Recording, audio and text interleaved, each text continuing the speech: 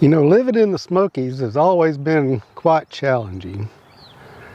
That's why people around here has always had to be as self-sufficient as possible. And that means growing your own food. In such a remote area with a small infrastructure, that's what you needed to do to survive the long, cold winters.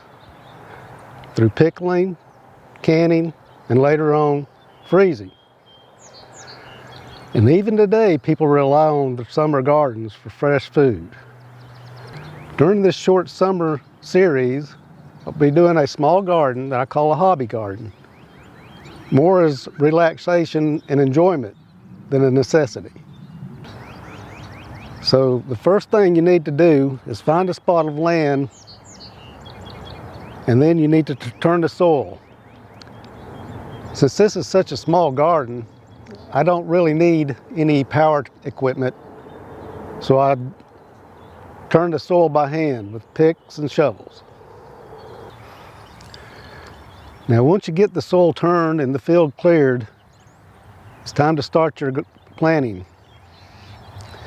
And in this small garden, I've got corn, green beans, tomatoes, squash, cucumbers, taters, and sweet taters. Starting with the corn, this is peaches and cream corn.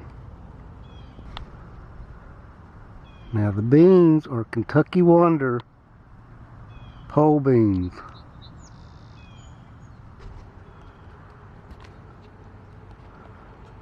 Now this Mater plant is a Bonnie Original. It's a hybrid. Now this is an Early Girl, also a hybrid. And this is a Better Boy.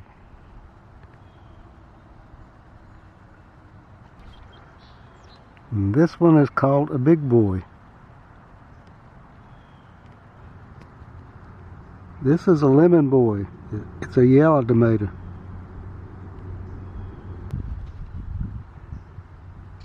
And this one is a cherry tomato plant. This is crookneck squash.